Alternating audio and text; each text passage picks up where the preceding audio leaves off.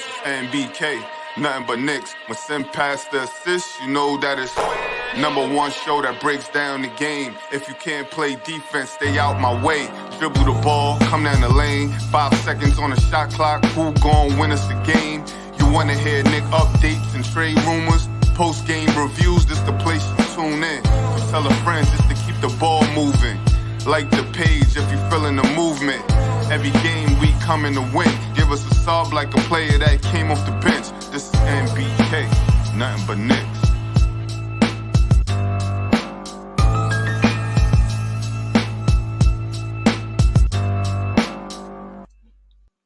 Knicks family, what's poppin'? It's your boy. No, it's not Sim. It's your boy Josh, a.k.a. Uncle Fulio. Excited. The Knicks are 4-0 on the preseason, ladies and gentlemen. We're 4-0, finished with a perfect season to start off this 2021-2022 basketball campaign. I'm joined here with my man Eru and No Take Nate as we break down this game. But make sure you like and subscribe to the Nothing But Knicks channel. Thank you guys for being with us tonight. I'm obviously filling in for Sim hosting tonight's post-game show. So definitely hit that like button. And let us know how you feel in the comments, ladies and gentlemen. So let me get my guys in here right now. Eru, my man Nate the Great. Eru, what's popping with you, my brother? Chilling, man. You pulled me out from the dead. I already had put my bonnet on and everything. I was ready to go to sleep. You know what I'm saying? Once the bonnet comes on, man, you know it's over, man. But Friday night, man. Friday night. It's night still young. Yeah, man. Yeah, you gotta do this for the culture, bro. Appreciate you for joining us, man. That was a great game. Great game. Glad to have you guys on. Nate, what's up, man? How you doing, boss? Good, man. Good game. Got a lot to talk about. Oh, yeah, absolutely. We definitely have a lot to talk about. The Knicks would have come from behind victory, winning tonight at the Garden 115-113 on Julius Randle's last second step back jump shot over Daniel Gafford. So we're definitely going to talk about that. We're going to talk about the rookie, Quentin Grimes, got a lot of playing time tonight. And definitely shined in the minutes that he was out there with his defense and also timely three-point shooting. We're going to talk about R.J. Barrett with the key defensive plays down the stretch of the game. We're going to talk about Obi putting Tibbs and Tibbs putting Obi and Randle on the floor together and how that basically won us the ball game, and also Mitchell Robinson. So we're going to get right into it. First things first, though, I'm going to point what our keys to the game prior to the game. We did the pregame show, and I just want to put this out. So this is what we were watching for. Was this going to be a dress rehearsal for the regular season? Was Tibbs going to employ, the majority of the rotation out there? And he pretty much did that, right? It was the majority of the rotation guys out there. Taj Gibson got into some foul trouble early, so he came out the game. And Knicks and Tibbs went with that new lineup, that small ball lineup with Obi and Randle. So that was something that we saw. Washington came out on fire, ladies and gentlemen. They came out on fire. It seemed like they were out hustling us. We were a little bit lethargic, and we definitely responded in the end of the game. And that fourth quarter was magnificent from the New York Knicks. Tibbs try out new players. We spoke about Quentin Grimes, ladies and gentlemen. He got a lot of time tonight and definitely filled in for Alec Burks. Alec Burks wasn't there. He missed tonight's game. And he came out there and he definitely performed well in the minutes that he got. Continued success on defense. I think this was, if there's anything that we need to look at that was kind of a weakness for us, it was our defense. Our perimeter defense was atrocious tonight. We're going to talk a little bit about that. And reestablishing our offensive flow. The ball didn't seem to move tonight the way it did in the first 2 preseason games. Ball kind of stuck to players' hands, and we just didn't knock down enough shots. So first and foremost, talk to me, man. Let me know how you feel. Let me know how you feel about tonight's game. And some of the stuff that we spoke in the pregame. Well, just the beginning of the game, man, we were getting smoked on defense on the perimeter, like you said, especially from Kemba Walker. Kemba Walker was getting cooked, man. Raul Neto was destroying him. Anything he wanted to do, he was taking him straight to the basket, and there was nothing that we could do about it. I feel like Mitchell Robinson, once he gets his feet underneath him, he'll be able to seal that off a little bit more. But I feel like Tom Thibodeau might have been taken off guard by how badly he was getting destroyed. Because I think Nato had 19, and also Aaron Holiday in the beginning. He had, I think, maybe like 14 points in that first half, man. So they were really cooking us. So I think that was really the tail of the game, because that put a battery pack in Washington's back, and then we just weren't able to catch up to them until that final run at the end. Absolutely, I totally agree, and I always thought this was a little bit of an area of concern for the Knicks.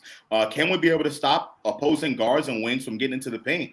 Washington had 40 points in the paint tonight. It seemed like way more because they were getting to the paint at will, and they put Mitchell Robinson in a little bit of a bind, right? So not only were they able to, the opposing guards able to score, but they were also able to set up the opposing big men for easy shots down low. So definitely agree with you there, Nate. What you think? Yeah, I mean, like Iru said, my concern went from, not worried to very worried about our perimeter defense. Let's be honest, Neto is not a premier player, and if he's cooking one of our best point guards out there, what is Damian Lillard? What is Steph Curry? What is De'Aaron Fox? I could go down the list. Trey Young. What are they gonna do to our point guard day in and day in and day out? So I'm very concerned about our perimeter defense. It was great to see number 23 out there. He does look a lot bigger. He looks a lot stronger. He looks angrier. I think that's good for Knick fans. It was good to see Grimes step up, play some good defense. I wish he would have made some more shots, but hey, he kept shooting, so that's what you want to see in a young player. Um, but our defense was pathetic, guys. I mean, to quote Walcott Frazier, Swiss cheese defense almost all game. The last 7 minutes of the game is really where the Knicks locked down and played defense, and that's what won us the game. And we made shots. Absolutely, absolutely. And it's a good thing that we can win in multiple ways, right? This is the second game in a row where the Knicks face a little bit of adversity to start the game. And the second half, and mainly the fourth quarter, they just were able to turn up on teams and definitely take over this game. So I definitely agree with you guys. That defense definitely needs to get better, and we'll see how Tibbs makes those adjustments. Right? We've seen him do a really good adjustment, not just with the Randle and Obi lineup out there, but they seem to be switching everything on defense on the perimeter just to try to stop those guards from getting into the paint, and I think it'll work pretty well for us. So we're going to talk about the box score. So we're going to pull up the Knicks box score. We're going to go over the Knicks stats from the game, and talk about what the Knicks did, ladies and gentlemen. So obviously, RJ Barrett, was one of our top scorers in today's game. He scored, 18 points, 2 blocks, including a key one down the stretch of the game that definitely helped us, tie the game up. It was a close spot in the game. RJ Barrett made a very key, important defensive play to help us. And this is what I need to see from RJ Barrett on defense, if he's going to be the person locking down the best player, or just him at the end of games making those important plays to help us win games. Obviously, you have Julius Randle with 21 points and 10 rebounds, so he got a double-double, right? 9 defensive rebounds. Julius Randle was really, really strong in that fourth quarter, and obviously hit the game-winning shot over Daniel Gafford, took advantage of that mismatch, and won us the ball game. Taj Gibson fouled out early in the game, or fouled out in the second half with some fouls. He got 2 points and no rebounds from Taj Gibson. Wow, okay, that's a surprise. Yeah, just 1 steal, that's it. 1 steal, yeah. So Taj Gibson really wasn't as effective as he was in the previous preseason games. Evan Fournier, he hasn't been really shooting that well.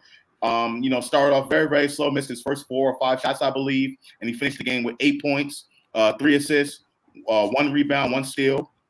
Kemba Walker, we talk about how bad Kemba Walker was playing on defense, but he finished the game with 12 points and 6 assists. And we're going to talk about Mitchell Robinson a little bit later in the show. But Mitchell Robinson finished the game with 6 points, 9 rebounds, 6 of them offensive rebounds. I think it was very, very important. Me and Sim were talking about Mitchell Robinson and his impact on the offensive glass, and he was able to come in there and scoop up a lot of those missed shots that the Knicks had early on in the game. They didn't shoot that well in this game, and Mitchell Robinson definitely helped clean up some of that. Derrick Rose with a very, very important game. Derrick Rose finishing the game today with 28 points, 6 assists, including some very, very important 3-point shots. We've seen his ability to get to the rim and setting up things for his teammates. Derrick Rose is really, really important in this win tonight. So kudos to him. He was on fire tonight. Absolutely.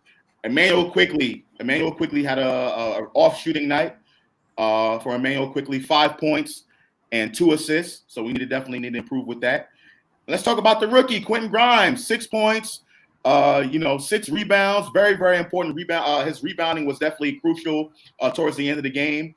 Hit some big shots down the stretch and made some important plays for us to help us win the game. And my man Obi Toppin finished the game with, what is that for Obi? I can't really see. It's 9 points, 8 rebounds, 3 blocks for Obi Toppin. He really also played well defensively down the stretch of this game. So, guys, tell me what you think about this. Some of these stats that you see here. Eru, go ahead. Well, I'm just looking at I said like the rebounding and whatever with Mitchell Robinson. The offensive rebound is good too, but we definitely need help on the defensive boards too. So down towards the stretch of the game, you mentioned Quentin Grimes. Quentin Grimes was able to help out in that regard. So I guess everything that went wrong throughout the whole game, we basically just erased that towards the end. So I think just like last year, that's going to be like the way that we play. We're going to end up playing catch up all the time, letting teams play the way they want to play, and then whenever we decide that we want to step up and start playing, then all of a sudden, our just the way that our poise and our preparedness, maybe our readiness, whatever, it will get us back into game. So that's basically what I saw with it. And one thing I want to point out also is that the Washington Wizards, they didn't have their A game guys out there at the end. Well, we did. So that was a big thing. So I feel like Washington might have gave us the game a little bit in that regard, because they didn't have all their best guys out there like we did. Right.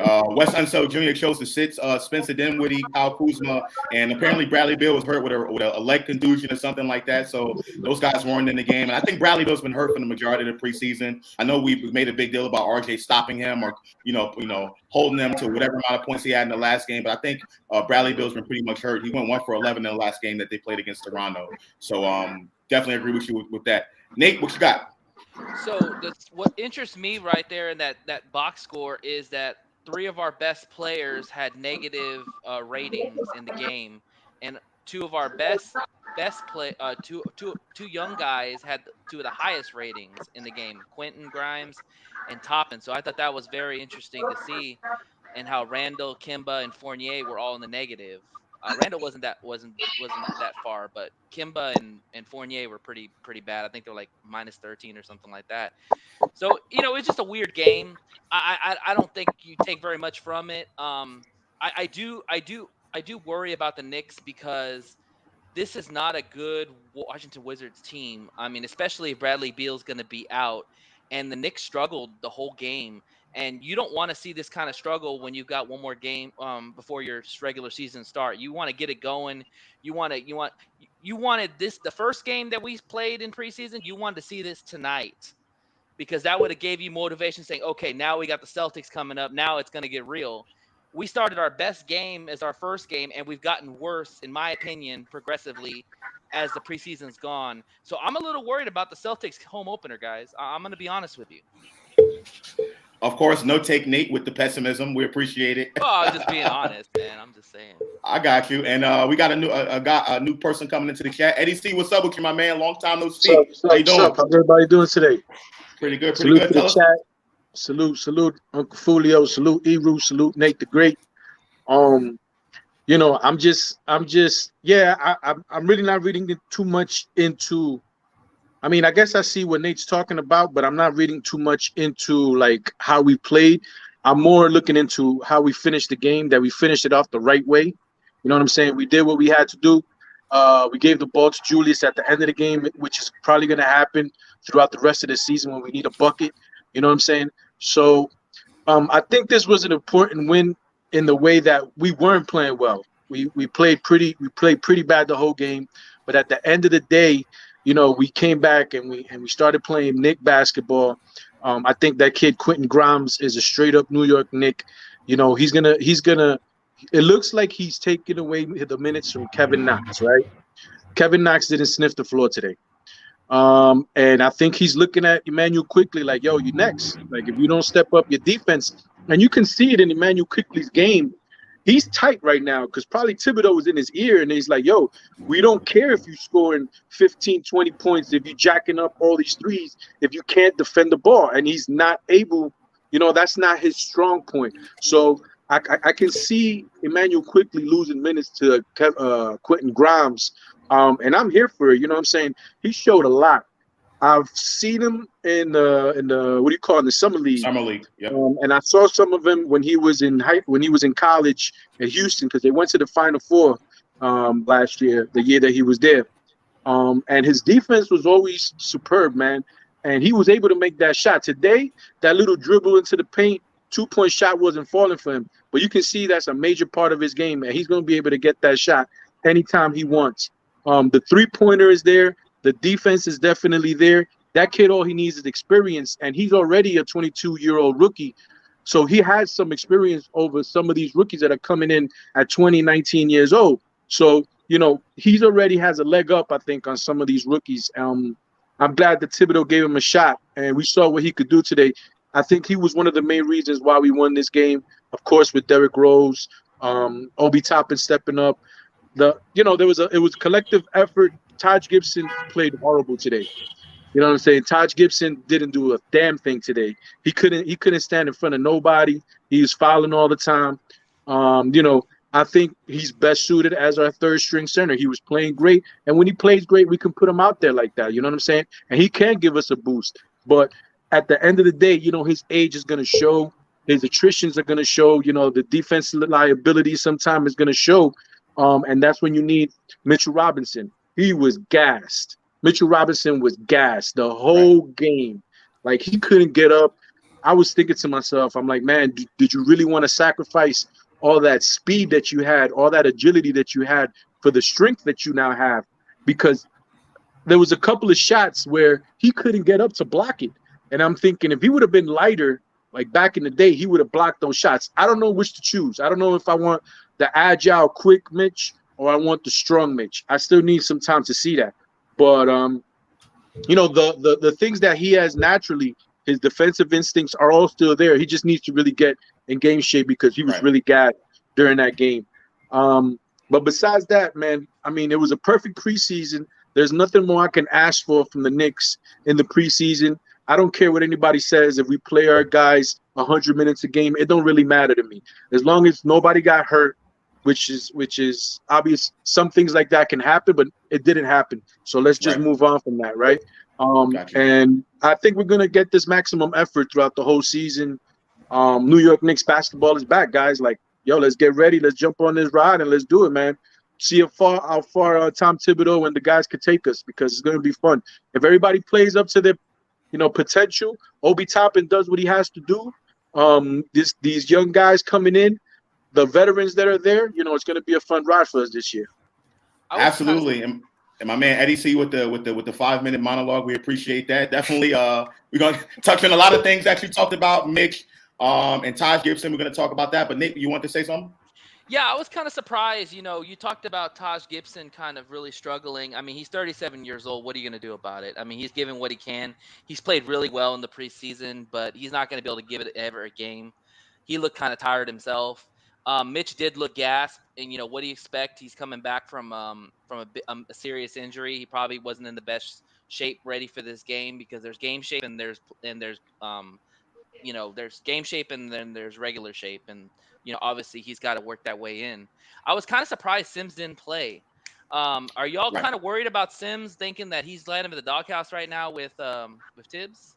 No, I don't think so. And someone was talking about that in the chat about, Jericho Sims not getting any playing time. I thought, I would have rather, at first I wanted to see Jericho Sims out there, especially I didn't want Mitchell Robinson playing as many minutes. I think he played 26 minutes tonight. I think that was way too much for Mitchell Robinson coming off his injury. And you can tell he started hobbling up the floor. And the last thing you want, like Eddie C said, is for Mitchell Robinson to he was stress giving it all he his got, injury and aggravate his injury a little bit. So I definitely didn't understand that move. But Tibbs with the sleeper, with the Obi and Julius lineup that he threw out there, and it definitely got us back in the ball game. So I'm not worried about Jericho Sims. I think Jericho Sims is going to get his time whenever he gets it.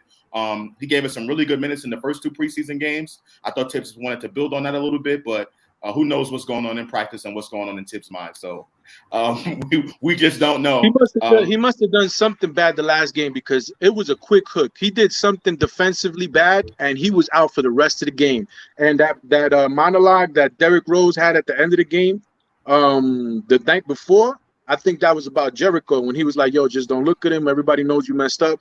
I think it was more about what Jericho did.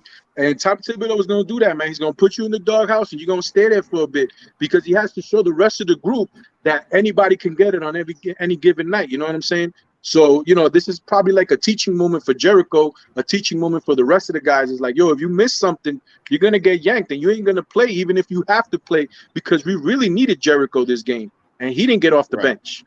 Right. Absolutely. I totally agree with you. So let's look at the Washington Wizards box score. I'm not going to talk about all of these, these guys. Obviously, the person I really want to talk about is Raul Neto, the Brazilian guy, scored 25 points off the bench and with 2 assists, but it seemed like this guy was just getting into the paint anytime he wanted to. And Kemba Walker had the matador defense, as Clyde Frazier would say, allowing this guy to basically do whatever he wanted to do at any point that he wanted to do it. So Raul Neto led the Wizards in scoring with 25 points. The second leading scorer was Spencer Dinwiddie. He had 17 points, 3 assists, and 5 rebounds. Daniel Gafford in the starting lineup had 12 points, 10 rebounds. He was really strong, in the paint, rebounding the basketball, so I give him a lot of credit.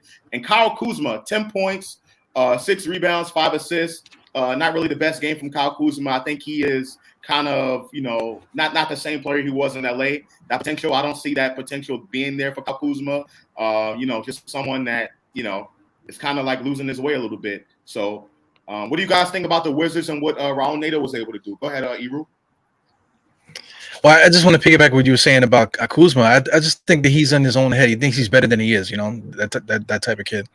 But as far as the Wizards, I think the scouting report is out that Detroit game with Dwayne Casey, they basically did the same thing. They attacked our guys and they just tried to keep us on an island where we were playing like one-on-one basketball with our worst defenders, getting switches and that type of thing. That's what Detroit was doing. The Wizards were basically kind of doing the same thing, just trying to get Walker isolated on the side, that way Neto can just take them all one-on-one. So with the early tape that these teams are getting, this is what they're going to be doing to us in the beginning of the season.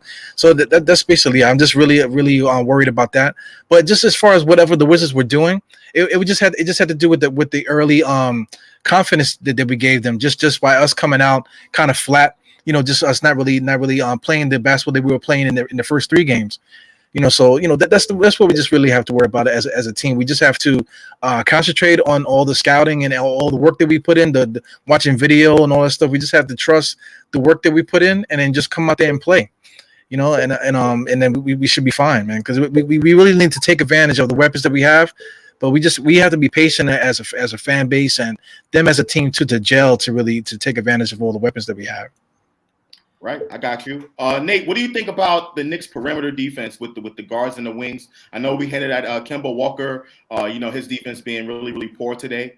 We don't know what that's attributed to. It could be, him being tired or whatever the case may be. But do you think, and I know this is a hot topic right now, do you think the Knicks are really missing Reggie Bullock and Alfred Payton right now? Is that the reason why the Knicks are struggling to guard the perimeter and let their guards and wings get into the paint? Or is it something else? Yeah, I'm going to say yes, but I'm going to tell you why. It's because no knock on Kemba Walker, but this is a big man's game. And Kemba Walker sits at 5'11", 6 foot, and he's not a big dude. And the thing about it is that they're going to be bigger guards on Kemba Walker, and they're going to either post him up or they're going to go by him because they know that he doesn't have the foot speed to match a lot of these quick guards. Elfrid Payton, in the early part of the season, could at least keep those guards in front of him. And his size and length helped out because I think Elfrid Payton was like 6'4", right? Right? Something like that, 6'4", 6'5". Right. Okay, so that's a big difference compared to a 5'11", 6 foot guy. Yeah, but we're talking about speed. We're not talking about him getting posted up. Really, it was about the guards just getting past him. And I just want to say it's not all on Kemba Walker. By the way, I think it was a collective team. Between all of our guards. Right. But opposing guards and wings getting into the paint. But Kemba Walker is our weakness on the defensive end. Let's be honest right now. And the scouting is going to go after him every time. Now, the one thing with Kemba Walker that we didn't have with Peyton is we have the ability to score buckets. So they make the other player work on defense. Now, the thing with Elfrid Payton is Elfrid Payton was 6'4" and had length. So he had a longer wingspan. Kemba Walker's wingspan is not like Elfrid Payton's wingspan. So I'm not worried about the post-up part. I'm just talking about making him uncomfortable, making the guards uncomfortable. Kemba can't do that. Kemba's going to get pushed around. And the problem is, like Neto did it tonight. Neto posted him up. He pushed him around. you know, Kemba can only do so much, man. I mean, Sim said last show, size really doesn't matter. It does now, because when you've got taller, bigger, thicker point guards and you've got a guy like Kemba Walker who's a little smaller, you can push those guys around, you know, and there's nothing really they can do about it. So yes, we do miss a guy like Elfrid Payton, but on the offensive end, Kemba brings more than Payton did. And then Bullock, I mean, Fournier's doing his best on defense. I like Bullock's defense, but I think Fournier is going to come more with the offense, and that's what we really needed. We need guys who can put the ball in the bucket. I got you. Eddie C, what you think? I mean, when it comes to the defense, we already knew that the defense wasn't gonna be as good as with Elfrid. But I mean, 100 times over, I would take Kemba Walker over Elfrid Payton. The slowdown pace that the Knicks play is not a great attribute for a guy like Elfrid Payton. You see him at Phoenix Suns now, the guy's getting triple doubles again, right? Because it's a faster paced game. I mean, it's just not our type of game. So a lot of his deficiencies came out to the forefront more because, you know, we're playing a slow-paced game. On the other hand, we give Kemba Walker the ball, and he could score the ball one-on-one. That's what we need, right? We need somebody who can get the ball and could score one-on-one bucket. We get back on defense, try to get the rebound again. So when it comes to that, I think hands down, you know, we have a better shot at winning more games now because we have a Kemba Walker. I think that a lot of people are putting a lot of pressure on Kemba, but I don't think he's going to be as important to us as Derrick Rose is going to be. I think Derrick Rose is actually the major piece there, the real point guard of our team. He's just not starting, but you can see that he's finishing games, and he's finishing them well. So I don't take too much of a burden on how Kemba Walker plays. You know, if he's playing bad defense, as long as he gets to score us about 12, 15 points a game, I'll take that from Kemba Walker, and then I'll get the rest from Derrick Rose. You know, get everybody into position, have those buckets in the lane, those foul calls, those 3-pointers that Derrick Rose can now shoot. So it's not Kemba Walker to me as a player is not as important as a lot of people want to bring him out to be. You know, I don't think he's like a savior for the New York Knicks at the point guard position. Evan Fournier, he tries hard on defense, but you know, he's also not a superior defender, right? So hence we see somebody like a Quentin Grimes, a big body 6'5" kid who can body you up, who can play you on the perimeter, who can guard up some small forwards. RJ Barrett is another guy, 6'7", big body guy who can body you down low if you try to post him up. He's trying to play better defense. So I think we have guys that can do that for us, but have more of an offensive punch to them. So, you know, to me, the Elfrid Payton and the Reggie Bullock talk, you could push that to the side with me. I don't think we're really going to miss them at all. We're just a better team now. And we just have to – sometimes defenses have defensive laps. Like, what are you going to do about it? Even when Payton and Bullock were here, we had defensive laps. You know what I'm saying? So it's going to happen, but now we're going to have enough firepower to overcome stuff like that. And it's just going to make a funner game, a better game for everybody, more space on the floor and everything. Eddie, let me ask you a question. I got you. Can I ask him a question real quick, Josh? Go ahead. Okay. Go ahead. So you say that Kemba Walker, in your mind, like I agree with you on Derrick Rose. Derrick Rose is a huge part of our bench. Like without Derrick Rose, our bench is not that good. Let's just be real. But the thing is that do you see Kemba Walker and Derrick Rose playing in the fourth quarter together? Because basically what I'm understanding what you're telling me is that you think that Derrick Rose is going to play in the fourth quarter. There's no doubt about that. Hands down. But is Kemba going to play in the fourth quarter with Derrick Rose, or is Kemba going to be on the bench? I mean, that just depends on the coach. I'm not the coach. If Kemba Walker's playing well and Derrick Rose, right. And you asked me a question, so let me answer it. If Derrick Rose is playing well and Kemba Walker is playing well, they're probably going to play in the fourth quarter. I mean, you can do everything is interchangeable with the New York Knicks. They have 11 to 12 guys that could come in and play at a pinch in any given moment. So I'm not going to just pigeonhole somebody and say they're not going to do this and they're not going to do that. All I said was that I'm not going to put a whole bunch of pressure on a certain player because I know that we have a deep bench and we have players that could step in if somebody's not playing well, not up to par in certain games. It's going to happen throughout 82-game season. Definitely. And With one just thing I just yeah, go ahead, well, Nico, go ahead. just to add to that, with the whole Kemba Walker thing, it's just that team we can hide him on team defense. Right now, Mitchell Robinson is his first game back, so like when Walker gets beat, when everybody's playing well, usually Mitchell Robinson stops the guy halfway into the paint, like maybe like halfway between the free throw line and the baseline. Usually he comes and cuts the guy off, so he was able to do that at certain points towards the end of the game.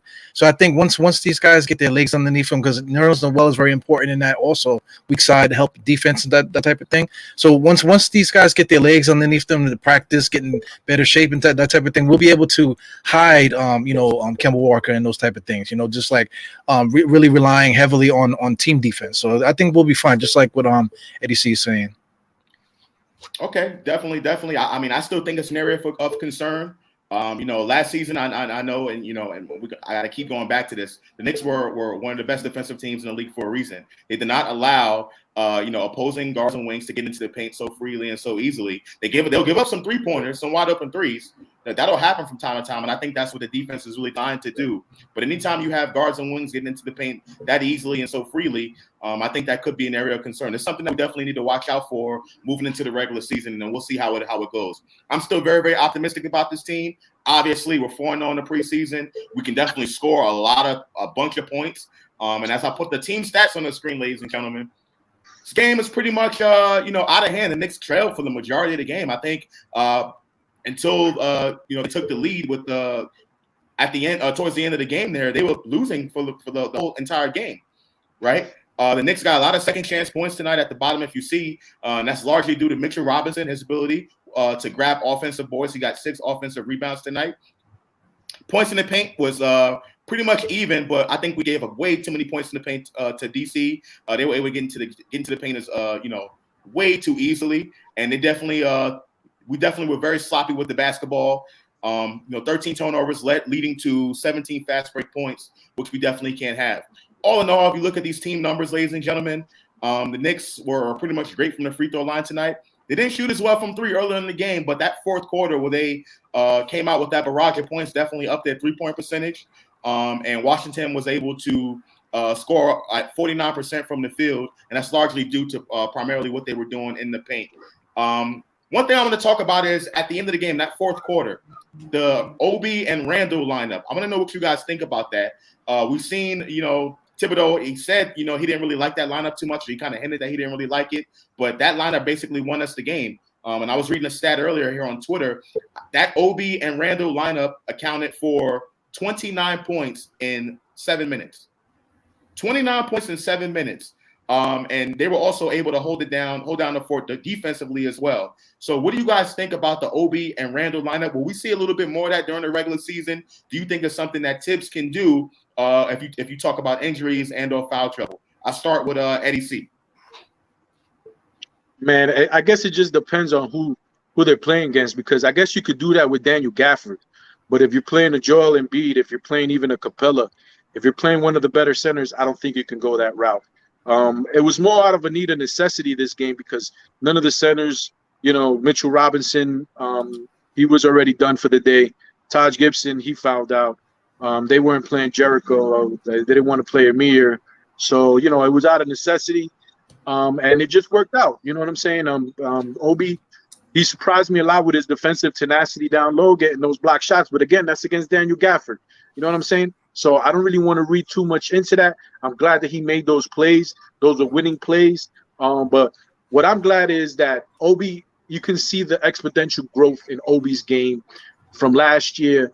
And that's what I was trying to preach last year. I was like, you got to give the kid time. You know what I'm saying? Why? Because his heart was always in the right place.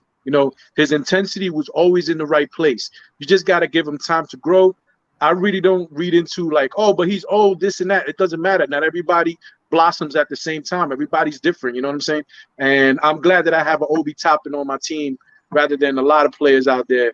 A lot of Knicks fans who rather have players on other people's teams than the one that we have on our team right now. So, to me, Obi Toppin is a keeper, man, and he played well today. He was one of the reasons why we won that game. Go ahead, Nate. What you got? Yeah, I mean, I think we will see more of it as long as Obi can commit on the defensive and play well. I mean, like we talked about his plus and minus, he had one of the higher pluses in the game. If Obi can continue to play like that, that means he's doing it on both ends. So that's good news. The thing is, what I also like to see is that they ran at a faster pace with both of them. And when you're on defense, having two guys that can run like deers in front of you, that's pretty hard to defend if you're a big. You're looking like, oh hell, man, I don't want to guard that because he keeps running all the time and he never gets tired. And Obi is a guy who you could put at the 3-point line and you could put Randle inside and say, okay, guard us now. I got you. Eru? Well, I like the need and necessity thing that Eddie said. You know, just the small lineup. It's something that now we know that we could use it because Tom Thibodeau said that he wouldn't use it, right? But now, because we had to use it out of necessity, is something that we can have in our arsenal. Because one thing I want to say, I don't know what our fast break points are. That's what I was looking at on the sideline here, the fast break points. But I feel like we're able to get up and down the court much quicker this year. You know, I a couple times in this preseason, the guys have been able to get the ball up the court and maybe one or two dribbles. You know, like they're just lead passes and the guy catch the ball, one dribble and then layup. You know, or 3-point shot, man. So I think that's important. But another thing that's important that especially Obi Toppin is a big catalyst with this is just the fact that just the energy and the movement and whatever is creating turnovers because the other teams are kind of like shell shocked by the way that we're coming at them. You know, so that's exactly how we were able to get the lead in this game. You know, the attacking defense being around, making guys you know, question what they want to do. And that's all that Obi's been doing since this new season started in the summer league now into the preseason. So I think this is very important, man. I was circling Obi Toppin. I'm watching him like a hawk because I want to see what he's going to give us because we absolutely need you know, that help coming from that backup 4 spot, and he's definitely showing what he can do. He's not what people think. He's not Amari Stoudemire. He's something different. I like to look at him more like a Shawn Marion because he's doing everything. He's running the court. He's getting steals. He's getting block shots. You know, going back on the offense and defense. So I liked it. You know, like Eddie C said, you know, we can't really do it all the time, but we just know that we can really pull from this sometimes just to try to give the other team a different look and maybe get us out of a couple jams from here and there. So here's where. Oh, sorry. Go ahead, Justin. Well, here's where I agree with that, right? The fact that the Knicks can really use it as something that they can have in their back pocket whenever, you know, they need to throw a small ball lineup out there. A lot of us were questioning was this going to be able to work? Can you put Julius Randle as a 5 and have him be effective on defense and still give his all on offense? Well, he answered that question today, right? He hit some big buckets down the stretch, including the biggest bucket of the game that won us the game, right? And I understand that he was going up against Daniel Gafford, but again, I think that we're definitely going to see a lot more of this lineup. Not only this lineup on the floor, but the Knicks were switching everything on the perimeter. And that, you know, prevented a lot of those guards from getting in the paint and doing what they wanted to do. I think that caught Washington by surprise. You know, the Knicks being able to switch everything on the perimeter. And, you know, it showed. Obi Toppin showed something on the perimeter, defending guards out there on the perimeter. Julius Randle hedging off the pick and roll. And Knicks, you know, running like a quasi trap in the way and then recovering to get back to their man. So I definitely think this is something we're going to see a lot more, particularly if the Knicks continue to allow opposing guards and wings to get into the paint so easily. I think Tibbs can employ that as kind of like a curveball to opposing offenses to see how they'd be able to react to it. Go ahead, Nate. Yeah, I was just going to say also, too, along with what we're talking about, remember, Noel's not playing right now. And I think that's one of the big reasons why you're seeing this Obi Randle together because you don't have another center. I mean, Todd Gibson's not really a center. He's more of a 4 guy. You don't really have a shot blocking center to put along with one of these forwards. So Tibbs' mind, he's probably thinking, well, if I don't have a shot blocker necessarily at the 5, I can at least put somebody out there at the 5 that's going to be a threat from 3-point, which is Obi. And then or Randle. I mean, honestly, either one is interchangeable. And like I said, have one inside, one outside, and then make the defense really spread out to guard. But I think, honestly, until we see this lineup with a healthy Noel, then we could say, okay, yes, that's possibly something they're going to roll with. But I think right now, just because Noel's out, I think that's just the reason why we're seeing these two dudes play. So here's either. And that too. when you saw Julius Randle, I was very impressed with the way he was hedging today. I think that's also part of the defense when they do have those two small guys out there, that they're going to pressure you out on the perimeter so that you can't get the ball inside as quickly enough to take advantage of that small lineup. You know what I'm saying? He really impressed me with the way he played defense out on the perimeter. Julius Randle's always had good hands. He's never really showed it 100% of the time, but I can see that he does want to play that perimeter defense. And you know, that's just part of I think that's part of the game plan. Whenever they go small, you're going to see a lot of those traps, a lot of that college defense, a lot of that tough college defense out there, so that you can get a lot of steals, get your hands in there, deflections, and then a lot of runouts. It's all part of the plan, you know. Right. And along with that, I think another important piece of that late game lineup was Quentin Grimes, the rookie. So I just want to know what you guys think about the rookie, think about Quentin Grimes. How do you see him being able to fit in this rotation? I know he got his minutes because Alec Burks was not there. But how do you think Quentin Grimes can use this as a stepping stone to get some major minutes in the rotation, or minutes at all in the rotation moving forward? Go ahead, Eru. Well, he's a plus player, man. He's one of those guys that if you're playing pickup and you got this guy on your team, you're probably going to stay on the court all day. You know, he's just like a winner type of kid. So I really like him. Alec Burke not playing, I think that really affects Quickly, because Quickly's been shell shocked really, man, since basically this whole preseason. He played well in the summer league. Now when the lights are on and stuff like that, I feel like the much stronger guards are bullying him. You know, he's not really shooting square. He's been shooting off his tippy toes. You know, he's not really playing like that energetic game that he's been playing up until this point. You know, so I think, you know, there's a lot of guys that are in trouble, man. But this is something that has to be handled in the lab. These guys got to just keep working and stuff like that. But you know, I just know Tibbs, the way that Tibbs plays, you know, calls games and stuff like that throughout his career. I could see Quentin Grimes getting out there. You know, like there's that thing that people keep saying that he doesn't play rookies. That's not true. He's going to play the better player, the smart player. He played Quickly last year, you know. So this year, Quentin Grimes is that guy. Jericho Sims might be that guy also. You know, down the stretch. But also, like Tip said, we're going to need everybody at some point. You know, so it's interesting, man. We have a lot of depth at guard. You know, so you know we can go so many different ways, man. So just as long as these guys continue to work, that Tom Thibodeau could really look at these guys and make sound decisions and put the right guys in there in the right times, you know. Gotcha. Nate, what you think about Quentin Grimes and his performance tonight? Yeah, I was impressed. I mean, like I said, he had one of the higher pluses of the game, you know, plus minuses. That's impressive for a rookie. Usually you see the rookie in the negative more so than you see in the positive.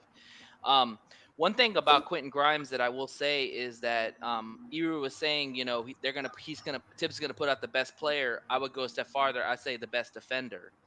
And you know, if you can go out and play defense for Tibbs, you're gonna be out on the floor. Let's just call it what it is. Right. I mean, I think you saw why Quickly didn't play a lot, because Quickly's defense was not very good, and he got the quick hook. no pun intended.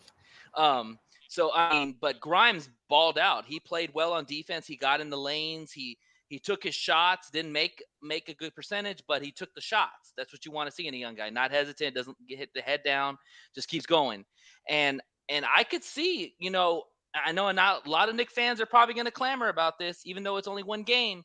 But I could see if Burke struggles in the defensive end or is not making shots, they're going to be calling for Grimes. And we talked about it before the season started, that if anybody has a chance to start now, it's going to be Grimes or Sims, because their path to the starting position or in the rotation is a lot shorter than a guy like McBride, where he's got to go through three guards to get to one of the rotation shots.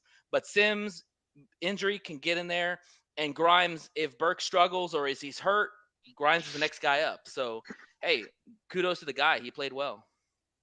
Eddie C, Quentin Grimes, what do you think? Before I get to Quentin Grimes, you know, I wouldn't be surprised, guys, if Emmanuel Quickly gets the Obi Toppin treatment that Obi Toppin got last year, and we see a decline in Quickly's offensive output and Quickly's game, but it's all going to be for the better.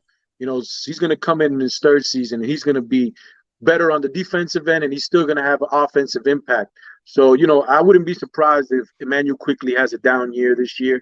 Not because he's became a worse player, just because Tom Thibodeau was trying to work him to get better on the defensive end, and that's really hard to do when you're in season on the fly, the same way that it happened to Obi Toppin. Quentin Grimes, to me, I've been touting this kid ever since we drafted him. Like ever since, no lie, 100%, man. When you guys were at the draft, when everybody was drafting, and we kept on trading down those picks, and we should have picked this guy, we should have picked Josh Christopher, we should have picked this guy, and we took Quentin Grimes. I was happy because I know what the Knicks, I know what they're looking for. I know their direction. You know what I'm saying? And that's the type of player that they're looking for. And then he comes into the summer league, and he starts to show, when he went out and he blew up for like 20-some points, shooting all those 3-pointers, and he always had the defense. He always had the rebounding. He was always in front of his guy. He was always one of the better defensive players. So, it's not a surprise to me that Quentin Grimes actually leapfrogged Kevin Knox. I think this is actually what Tom Thibodeau was going to do. Alec Burks is out, but if Quentin Grimes takes Emmanuel Quickley's minutes, I'm not going to be surprised at all. I think Emmanuel Quickley is a great player, but I think Quentin Grimes right now is a bigger body. He can play the shooting guard position a little bit better than Emmanuel Quickley, and he could shoot the ball as well. So, I don't think you're really missing much. It's a good problem to have a whole bunch of good players. There's nothing bad about having a whole bunch of good players. It's not an indictment on Emmanuel Quickley. I'm not going to cast him away because I like somebody who's better at this certain point in time. You know what I'm saying? That's not what I'm trying to say. But for me right now, a 6'5" shooting guard who can defend like Quentin Grimes, who can still put the ball on the floor and shoot the 3-pointer, is a very important piece to a playoff contending team. And this kid, I think this kid is going to be lights out from day one as soon as he gets into the game. Gotcha, absolutely. And obviously today, ladies and gentlemen, the Knicks won their 4-0 in the preseason. They won the game on Julius Randle's last second shot, 115-113 at Madison Square Garden tonight. That was the final preseason game. I just want to know what you guys' final thoughts overall for the preseason were. Anything that you want to highlight that you think the Knicks can definitely take into the regular season. I'll start off with Nate, and then I'll go around. So final thoughts of the Knicks preseason overall, and what do you expect them to take into the regular season? Honestly, let's talk the pluses. The pace looks good. I think definitely we got an upgrade at the point guard position. That's for sure. Fournier looks like a guy who's going to be able to make good buckets for us. There's a lot to like about this team. There's a lot of good depth. Seeing 23 back is definitely going to make Knick fans feel good. Hopefully we get Noel back soon. There's a lot of good depth. I think the defense will be okay. I don't think we're going to be stellar in defense, but I think we'll be around the middle of the pack, which is okay because that means our offense is a lot better. And I think that's what Knick fans want to see. We want to see the ball in the bucket more necessarily than great defense, because you obviously know great defense doesn't always equate to championships, but you want to see the ball in the bucket. Has to be both sides. Huh? It has to be both sides, defense and offense. Yeah. Both of them. Yeah, exactly. You need both of them to win a championship, to win playoff games. You just can't be one-dimensional defensively or just an offensive player. We have to be both, and we took a downturn on the defense to get more offense, and we're going to be all right. Yeah, I agree. I think, like I said, I think in today's age, you want to have a really good, efficient offense and a good defense, and I think the Knicks are on that level. They're coming around to that point. I just want to see more consistency on both sides. That's really what is for me. Eru, final thoughts on Knicks preseason overall? Well, just one thing I just from what everyone's saying is that we got to play 82 games this year. So right now, if you're going to be coaching hard and really making these guys work is right now. Like Emmanuel Quickley, putting them through the stress now is going to turn them into a diamond later on if we need them. You know what I'm saying? Same thing with some of these other guys. You really coach them hard and really make them think about it. Like Jericho Sims, put him in the doghouse for now. We didn't even play a game yet. Talk to me in another 30 games or so, another 50 games, when his name gets called again and he's ready, because he's already been coached down, broken down, and built back up to where Tibbs needs him at that point in time. So I just think that's the most important part. Leading forward into the season with these Knicks, man. And like everyone's saying, we're gonna need everybody at some point this year. And like I said, right now is the time to really break them down so we can get ready for the long haul here. Got you. And Eddie C, your thoughts about the Knicks preseason overall? To me, I guess the most important game was tonight's game. That's why I really wanted to jump on, because I was really impressed that we had a bad game and we overcame that and we still won the game. Even if we didn't win the game, there were a lot of things that I saw at the end of that game that impressed me as to say, okay, we're going to be ready for a lot of different things when different things are going to get thrown at us. Because there's going to be times where players are going to be injured. There's going to be players in foul trouble. There's going to be players that are not going to be playing good games at the same time. So, it's good to have all these pieces in hand. And we didn't even talk about a McBride who you can put out there and also defend the point guard position. So we have a lot of good pieces. And the 82-game season, just like Evo was mentioning, is going to be a long journey, a marathon. And you're going to need all of these players because there's going to be times Derrick Rose is not going to be able to play. You know what I'm saying? And Derrick Rose looks like he's one of our engines. He's been looking at since last year. We got him at the trade deadline. So, all these guys are very important, but there are going to be games out there that we're not going to have them all. You know what I'm saying? And it's good to have all these guys. Again, I want to mention what Eru said. You got to break these players down to build them back up. That's what that's what Thibodeau did to Obi Toppin last year. He broke that kid down to the bone gristle. Everybody was like, yo, he's the most horrible player in the world, this and that, but you're not seeing past. You know what I'm saying? There's no foresight to what's happening. You know what I'm saying? All you guys see is what's at the court in this moment. And I'm like, no, I know they're working with him. I know he's getting better. And now look at Obi Toppin. He's getting 3 blocks at the end of a game, playing great defense on the perimeter and having a whole bunch of different, 3-point shots, you know what I'm saying, to help boost the game. So these things take time, you know what I'm saying? Again, Emmanuel Quickley is going to happen to Emmanuel Quickley this year. But, a player like Grimes, they don't have to do that because he's already there. He's already a defensive player. He already has an offensive game to him. He's already polished. He's not a young rookie. He's an older rookie, and he's ready made to come in and do his thing. So this game right here was the most important one for me. I'm glad that I saw Quentin Grimes leapfrog a couple of players. I've been mentioning this guy's name for a long time. And as long as he keeps on getting better, he hits that little mid-range shot, probably gets to the line a little bit more. We have a lethal player on our hands, man. And again, we haven't even mentioned McBride. We still have a Jericho Sims who, if he gets his mind right, if he starts to open up a little bit more, his personality is a little bit, he's a little bit shy. You know what I'm saying? Open himself a little bit more. It's another player that's going to be able to blossom. These guys did a great job. Tom Thibodeau had his fingerprints all over this draft. I think it wasn't the same as last year's draft, but he was working with him. You can tell that he was working with him.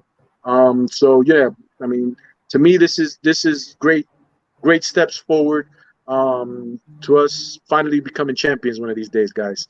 We're gonna become champions. I don't know if it's gonna be this year, next year, or the year after that, but we're on the right path to sustainability. You know what I'm saying? It's not a fling thing where we got 1 or 2 year window. No, we're building something so where we're gonna be here for a minute and we're gonna be winning games for a long time. Got you. For me, listen, I bring it down to 3 things for me with this Knicks preseason, right? First and foremost, our depth. We're a very, very deep team. I think we're going to have one of the highest scoring benches in the league. And I know Emmanuel Quickley didn't have the best preseason, but I think, when it comes to our bench and their scoring, we're going to need Emmanuel Quickley. Emmanuel Quickley is lightning in a bottle. He can go for a quick 25 off the bench easily if that shot is falling. I know his shot's not falling right now, but I think eventually it will. But overall, the Knicks is just a very, very deep team. They can beat you in multiple different ways. They can beat you by playing a faster tempo. They can outscore you, and they can also win by playing some defense a little bit. Right? Our defense needs to improve a little bit, but I think the Knicks can definitely win that way. Second thing, 3-point shooting. The Knicks are throwing up a lot more three-point attempts. I think they were averaging 40 3-point attempts per game in the preseason. I'm not sure how many threes they put up tonight, but the Knicks are going to shoot that 3 ball, and with the improvements that they made offensively, they're going to knock a higher percentage of them down as well. So we looked at some of the stats in the pregame. The Knicks are top 10 in the NBA in attempts and top 10 in the NBA, top 5 in percentage. So that was something that we definitely want to see moving into this season. And the last thing I'm going to talk about, but before we kind of close it out, is Julius Randle. You need to have a player like Julius Randle if you want to advance in the playoffs, be tops in the Eastern Conference, because he will win games for you. I know a lot of times, we love how the Knicks move the basketball around. They play this kind of Golden State, San Antonio kind of, moving without the basketball type of style, getting a lot of shots early in the shot clock. But when it starts to slow down and your team is down, you will need to have your alpha knock some shots down for you and put the ball in the hole. And that's what Julius Randle did. Point blank the last 2 games. So let me get you guys quick thoughts on Julius Randle. Do you expect him to be an all-NBA player this season? And how important is he to what the Knicks are building as far as being making a deep playoff run? I'll start with Eddie C.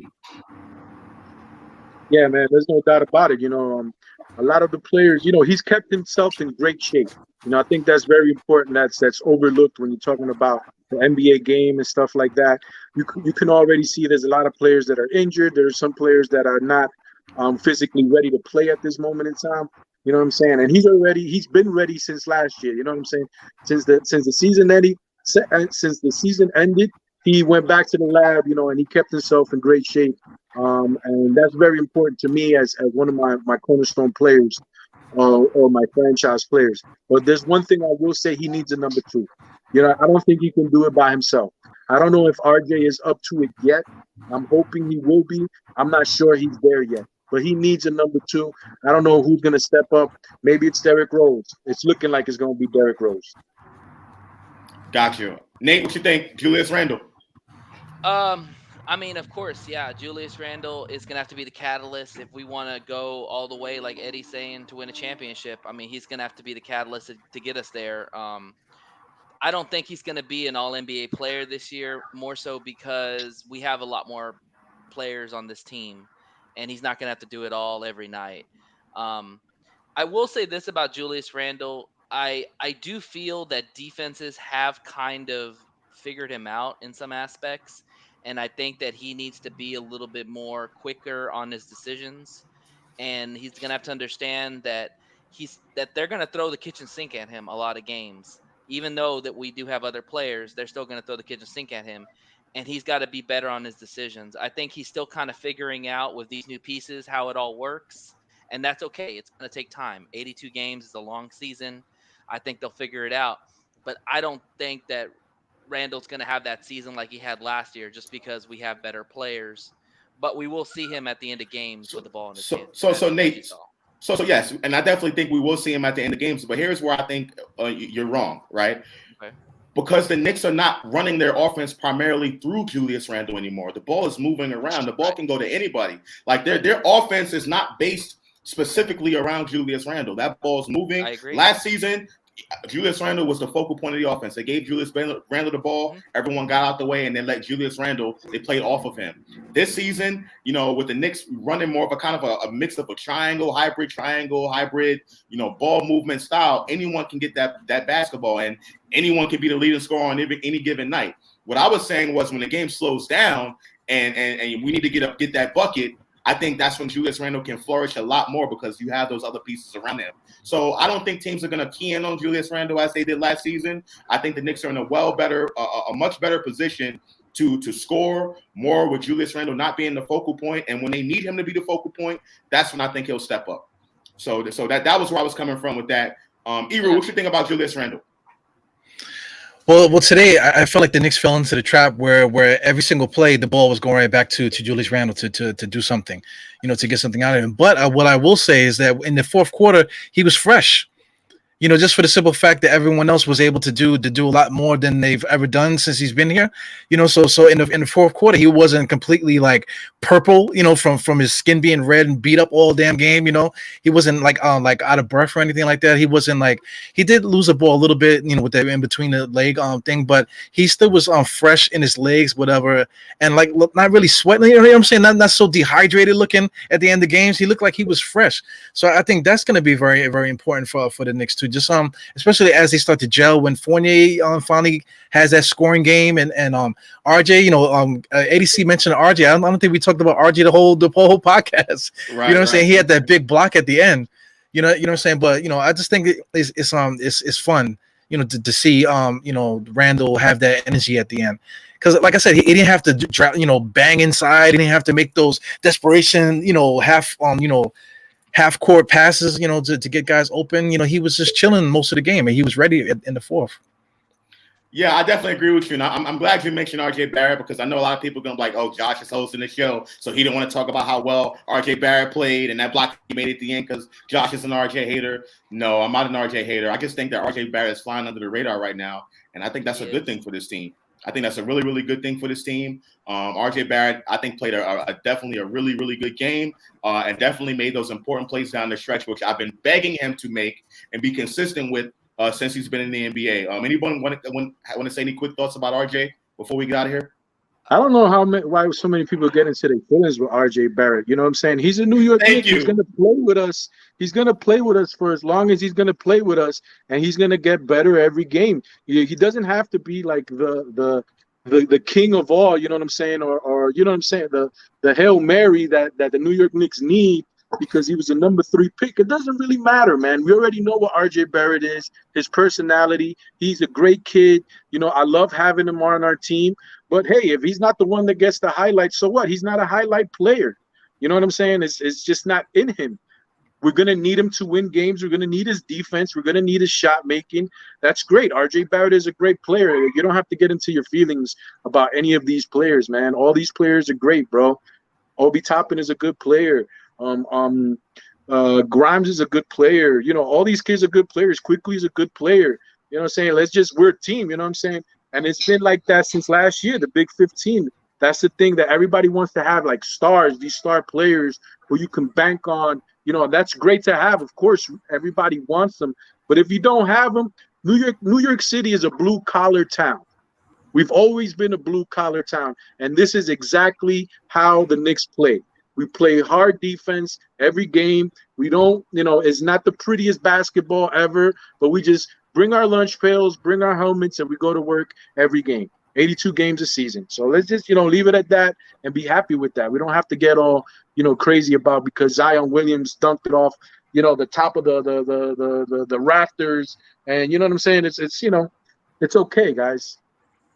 Anybody got anything else about RJ Barrett? Anybody want to add something in? Yeah, I mean, obviously RJ Barrett's a very underrated player. Probably one of the quietest good players that I see in the NBA that nobody talks about. But his time will come where that voice will get louder and louder as he matures.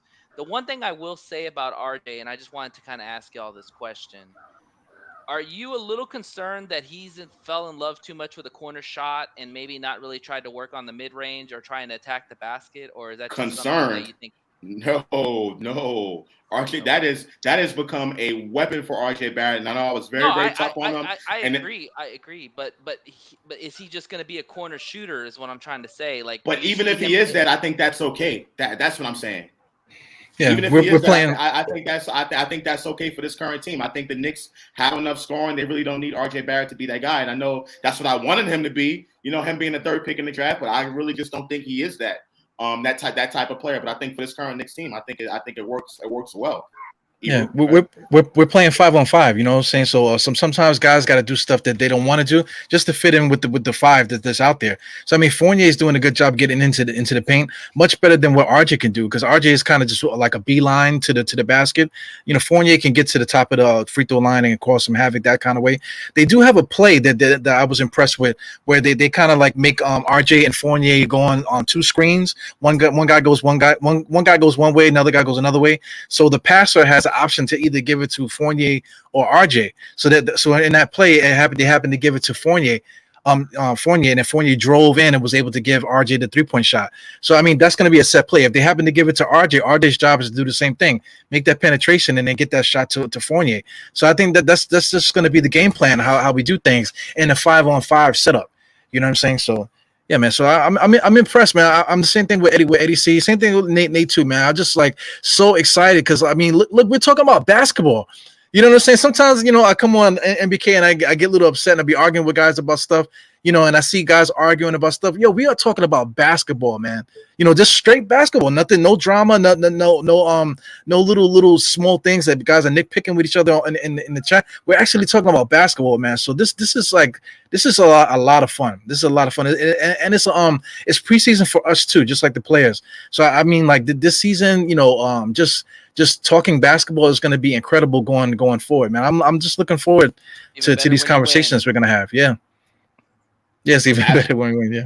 Absolutely, yeah. And it's definitely better when we win. And obviously the Knicks 4-0 in the preseason, ladies and gentlemen, going into the regular season, 4-0. And we ended off the preseason with a bang. Julius Randle hit the game-winning shot to defeat the Washington Wizards tonight, 115-113. Guys, do you have any final words before we get out of here? I'm going to start it off with Eru, and then I'll go around, and then we'll close it out. Well, I just want to be the first to thank Sim for opening up the channel just so Josh could shine. Because I've been telling Josh since Josh started coming on doing these type of things that Josh is the man. You guys get on him too hard. But now look at him. You know what I'm saying? He's great, man. Eddie C is great too. Nate is great too. So thank you, Sim, for allowing us to come on here and just talk our stuff, man. I really enjoy it. Enjoy talking to you guys. For sure. And definitely, if you guys haven't checked out the Die Hard Knicks podcast, you're missing a lot. He does the halftime to crunch. I always forget to say that. Halftime to crunch time on game days. Eru is on there with my man State NYK podcast. So definitely check my guy Eru out. Next time he gets on. Nate, any final words? Yeah, man, I'm just ready for Wednesday, man. Celtics in the Garden. It's gonna be rocking crazy. I mean, one thing I love about Knicks fans is it's a preseason game that's meaningless to a lot of people's minds, and yet the fans look like it's a playoff game. I thought it was the playoff crowd from the Hawks series. So, kudos to the Knicks fans. They love their Knicks even more than the Nets. Nets don't even have a fan base. I'm sorry. It's all about the Knicks. But yeah, I'm just ready for Wednesday, man. It's going to be fun, exciting, and let's do it. Absolutely. And my man Eddie C, close it out for us. Yeah, man. Like I was saying before, you know what I mean? It's impressive to see these guys come together and play as a full team. Everybody, the whole 15 guys. You can see when somebody's not having it, somebody like a young player, Quentin Grimes, could come in and give you that boost. There's going to be players that were playing before that are not playing. It's just it's a turnstile of play, which I think is beneficial for an 82-game season that, these players haven't played in the past 2-3 years. You know what I'm saying? Everything, since the pandemic has come, everything's been shortened. The back-to-back, there's none of this. They're not getting pushed as much as before. And it's good to have this abundance of players where you don't have to worry about it. If somebody's not playing it today, somebody's not playing tomorrow, this is just going to be part of what's going to happen throughout the whole season. So I'm glad that we have this abundance of talent on our team. I'm happy, the organization has turned it around, man. Like that's one of the biggest parts I think that people overlook is the organization has turned it around, bro.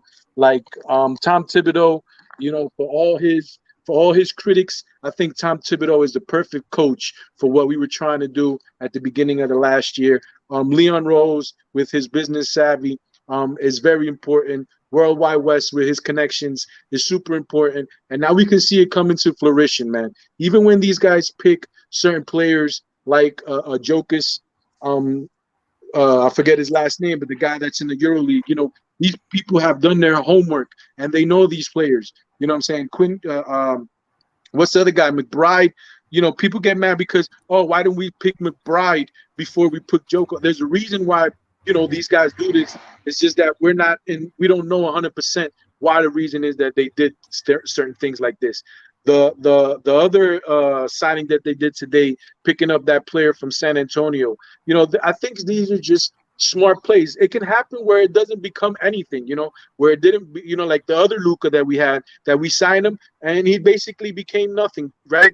Nothing flourished, nothing happened with him. This can happen the same way, but as long as these guys are working and they're doing their homework and they're trying to make the team better, I'm here for it, man. Like, I just love everything that the organization is doing now. And you can see it in and the product that they're putting out on the floor. You know, it just makes us happy, and it makes us talk about good basketball now. You couldn't say that many years ago. Absolutely, and always Eddie C with the finisher about to make us all cry and talk about how good the Knicks are doing right now. But ladies and gentlemen, thank you so much for joining us. Stay tuned to NBK. We got a lot of content coming for you leading up to that first regular season game against Boston on Wednesday. Obviously, there's going to be a pregame and postgame show before that as well.